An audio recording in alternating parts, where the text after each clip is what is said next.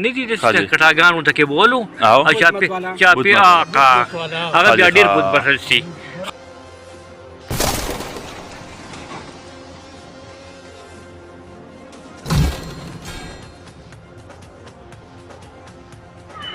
بسم الله الرحمن الرحیم. قدرمنو دې ته وایي شینګار دره سټوپا، یعنې دا د پخوانی چې کوم خلک تیر شوي دي د بت مذهب والا ما په خیال غالبا د هغې چې کوم خلک وو نو دا د هغوی د تاریخ حوالې سره دا په هغه وخت کې دا ځای هغوی جوړ کړی دی. د تاسو کتلی شئ دلته د دې د معلوماتو لپاره یو بورډ هم لګېدلی دی چې د هغې باندې د دې ټول ډاکومنټري لیکلی شوې ده. دې سره دا هم یې دلته او دا واقعه د په سوات کې سوات بریکوټ علاقه کې دی. دا موږ د دې ټولې نظارې تاسو سره شریک کوو. عزیز قدرمنو دې وخت کې چې موږ کومې سټوپې ته راغلي وو ما چې څنګه تاسو سره خبره شریک کړه موږ سره د دې ځای یو مشر باباجي صاحب ناست دی.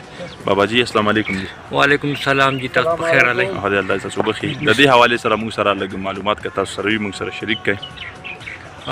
بسم الله الرحمن الرحیم. موږ د دې علاقې باشنده خلک یو او جی لکه دلته موږ ماشومان لوی شو او جی او هغوی د سپین ږیري شو او نو پخوا به لکه دې له دا خلک راتلو موږ د مشرانو نه اورو چې دا 1500 کاله مخکې دا رخ شوی دی. ښه جي.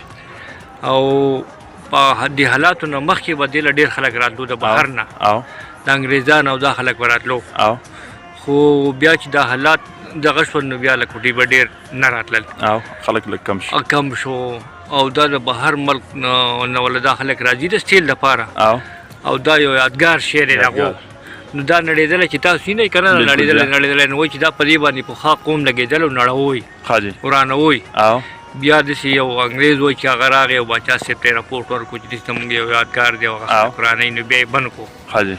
اوس دې کې خوا او شا کې په 200 فوټه کې د آبادي بند ده دا ډاګونه ماګونه چې تاسو وینئ نو لکه د دې ډېر غټ زور دی او دا ځمکو له یې پیسې میسې ورکړي او دا اخیستې دلته کې چې که دا څوک دا ځمکه خرڅه شي یعنې د دې په وجه دلته تاسو آبادي نه شئ کولی. نه دا آبادي دا خلک دا ځمکه خرڅه شي او آبادي په شروع شي یو څو ورځې بعد دا بند شي بس ختم شي.